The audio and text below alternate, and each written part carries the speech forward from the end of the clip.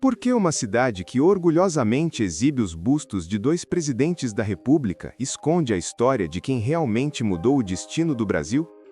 São Borja, Rio Grande do Sul, terra de Getúlio Vargas e João Goulart, berço de líderes que moldaram nossa política nacional.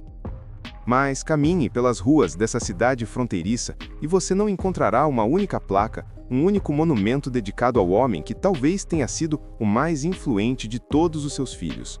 Um gaúcho, cujo nome ainda hoje faz os historiadores brasileiros baixarem a voz e desviarem o olhar. Francisco Isidoro Resquim, ou, como ficou conhecido do outro lado da fronteira, Chico Diabo. Imagine por um momento. Você tem 20 anos, é pobre, vive numa região esquecida pelo Império e de repente é arrastado para uma guerra que não entende, para morrer por uma pátria que nunca te deu nada além de miséria. O que você faria? Aceitaria seu destino como mais um número nas estatísticas de guerra? Ou tomaria uma decisão que mudaria para sempre a história de dois países? Em 1865, quando o Brasil declarou guerra ao Paraguai, milhares de jovens gaúchos foram forçados ao recrutamento. A maioria morreu em silêncio, esquecida pela história oficial. Mas Francisco fez algo diferente, algo que até hoje incomoda a nossa narrativa nacional. Ele escolheu. E essa escolha não foi apenas uma deserção comum, daquelas que acontecem em todas as guerras. Foi uma metamorfose completa. Um brasileiro que virou paraguaio. Um soldado raso que se tornou general. Um desertor que virou herói nacional do país inimigo. Aqui está o que realmente perturba. Chico Diabo não foi apenas um oportunista que mudou de lado por conveniência. Ele se tornou o estrategista militar mais temido pelo próprio exército imperial. Conhecia cada trilha, cada rio, cada esconderijo da região fronteiriça e usou esse conhecimento íntimo da nossa própria terra contra nós. Ele transformou nossa geografia em nossa maior derrota.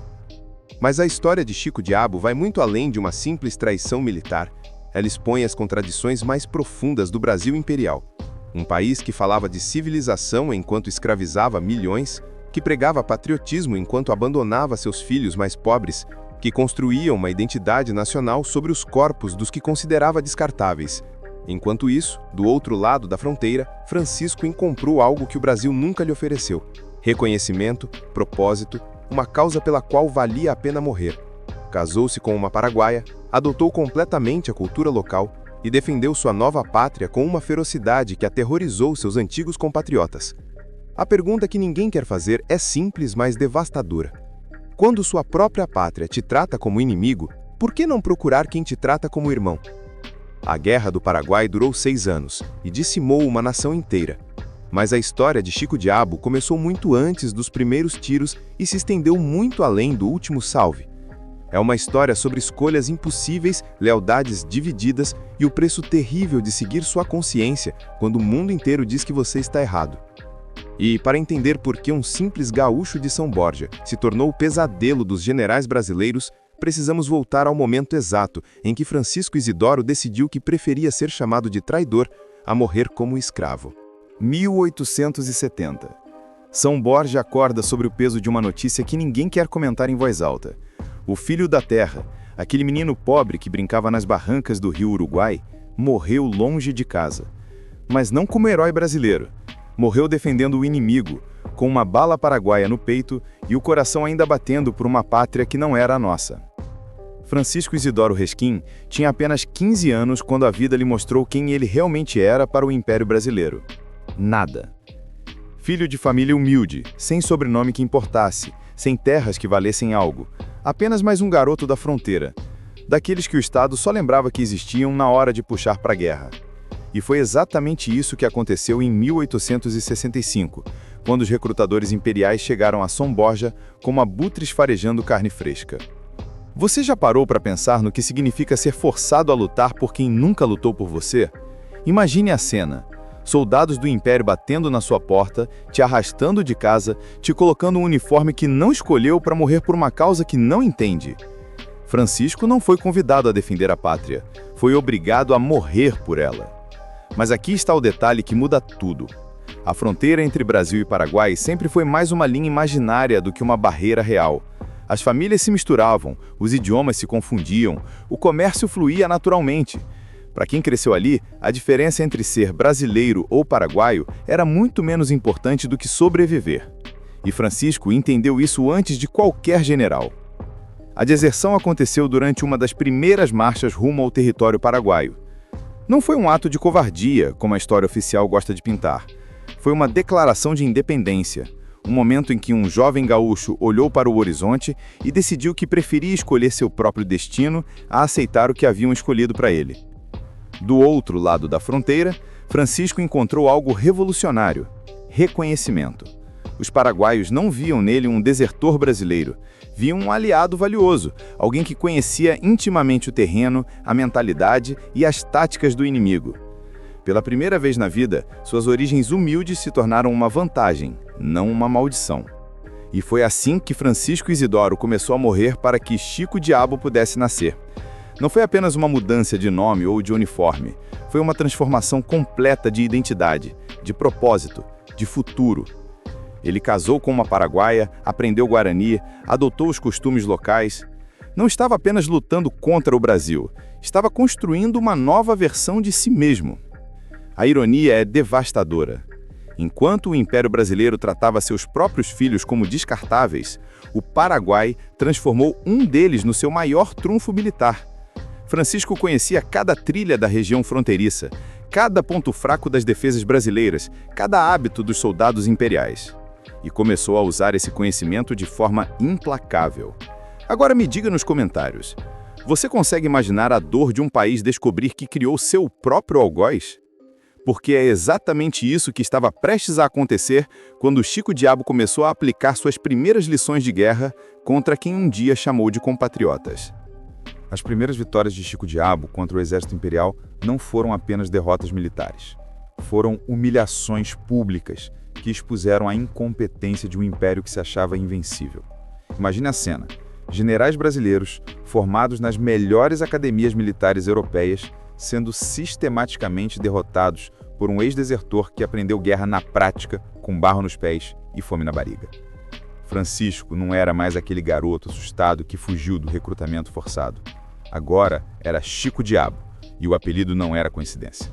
Os soldados brasileiros começaram a sussurrar seu nome com uma mistura de terror e respeito, porque ele fazia algo que nenhum general paraguaio conseguia: antecipava cada movimento das tropas imperiais como se pudesse ler suas mentes. E a explicação era simples: ele conhecia aqueles homens melhor do que eles conheciam a si mesmos. Sabia como pensavam, como reagiam sob pressão, quais eram seus medos e suas fraquezas. Afinal, tinha sido um deles. Conhecia a fome que passavam, o desespero de estar longe de casa, a revolta silenciosa de lutar por quem os desprezava. Chico Diabo não estava apenas lutando contra o Brasil, estava lutando contra a sua própria origem.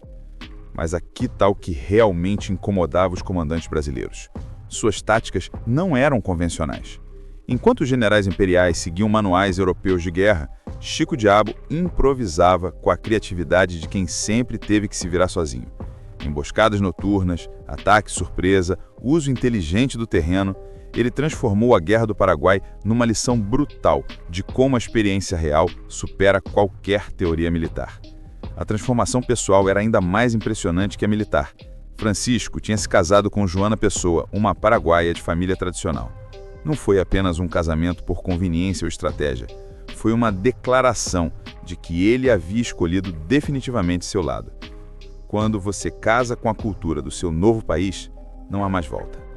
E Joana não era apenas sua esposa, era sua âncora emocional, sua prova viva de que havia tomado a decisão certa. Através dela, Francisco mergulhou completamente na alma paraguaia, aprendeu guarani fluentemente, participou das tradições locais, entendeu a mentalidade de resistência que definia aquele povo. Ele não estava mais fingindo ser paraguaio, havia se tornado um. Mas a pergunta que atormentava os dois lados da guerra era inevitável: até onde Chico Diabo estava disposto a ir? Porque uma coisa era desertar e lutar pelo inimigo, outra completamente diferente era usar conhecimento íntimo da própria terra natal para destruir sistematicamente seus antigos compatriotas. E foi exatamente isso que ele começou a fazer. As vitórias se acumulavam, e com elas, a reputação de Chico Diabo crescia dos dois lados da fronteira. No Paraguai, era visto como um gênio militar, um presente dos deuses da guerra. No Brasil, era o traidor mais odiado, o símbolo vivo de tudo que havia dado errado naquela guerra maldita. Mas para Francisco, cada vitória era uma validação de que havia escolhido o lado certo da história. O que ninguém imaginava era que essa guerra estava prestes a tomar um rumo muito mais sombrio. Porque quando você se torna um inimigo número 1 do seu próprio país de origem, não existe mais meio termo. Ou você vence completamente, ou morre tentando. E Chico Diabo estava prestes a descobrir qual seria o seu destino. 1º de março de 1870, Cerro Corá, Paraguai. O fim estava chegando, e todos sabiam disso. 6 anos de guerra haviam reduzido o Paraguai a escombros. A população masculina estava praticamente extinta. Crianças de 12 anos empunhavam fuzis como se fossem brinquedos. E no centro desse apocalipse, 2 homens se preparavam para escrever o último capítulo de uma das guerras mais brutais da história sul-americana: Solano Lopes e Chico Diabo. Francisco tinha todas as razões do mundo para desertar novamente. A guerra estava perdida. O Paraguai não passava de uma sombra do que foi.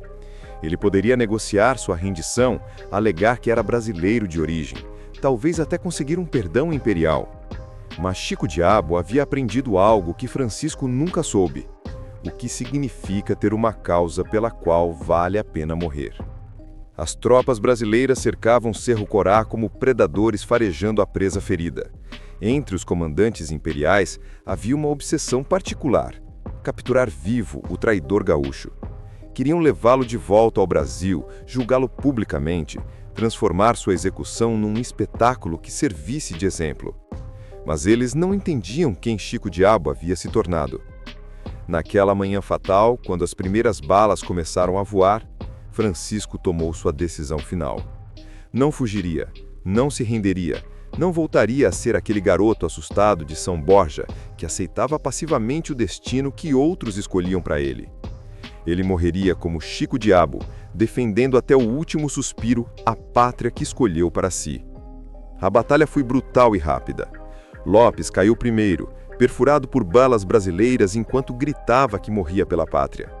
Chico Diabo resistiu alguns minutos mais, lutando com a fúria de quem sabia que estava escrevendo sua própria lenda.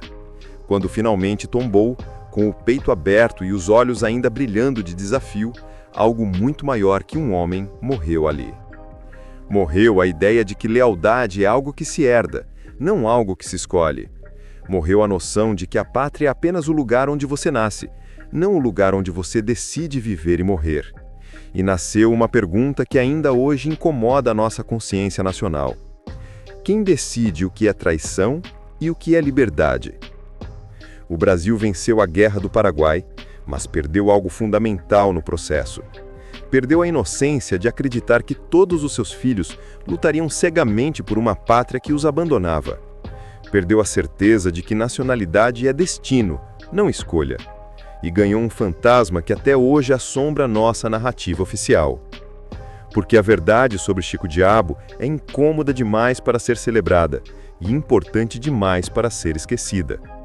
Ele provou que um homem pode escolher sua própria identidade, sua própria causa, sua própria morte. Mostrou que, às vezes, a maior lealdade que você pode demonstrar é a coragem de ser desleal com quem nunca foi leal com você.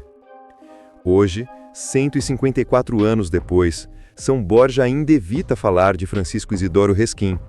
Não há estátuas, não há placas, não há homenagens. Porque reconhecer Chico Diabo seria admitir que nem sempre a pátria está certa. Seria aceitar que às vezes os traidores são mais honestos que os patriotas. Mas talvez seja exatamente por isso que sua história precisa ser contada. Numa época em que o nacionalismo cego volta a dividir o mundo, Chico Diabo nos lembra que a verdadeira coragem não está em seguir a bandeira que te deram ao nascer. Está em ter a dignidade de escolher por quais valores você está disposto a viver e morrer. A pergunta que Chico Diabo deixou para nós é simples, mas revolucionária. Quando sua pátria te abandona, você deve abandonar sua humanidade? Ele escolheu manter a humanidade e trocar de pátria. E morreu como um homem livre numa guerra de escravos. Escreva nos comentários: Chico Diabo foi herói ou traidor? Porque sua resposta diz muito mais sobre você do que sobre ele. E se este vídeo te fez questionar certezas que você achava inabaláveis, compartilhe com alguém que também precisa conhecer o gaúcho que escolheu ser livre. A história oficial pode tentar apagar Chico Diabo, mas enquanto houver quem questione, quem duvide, quem escolha, sua memória permanecerá viva, porque alguns fantasmas são poderosos demais para serem exorcizados.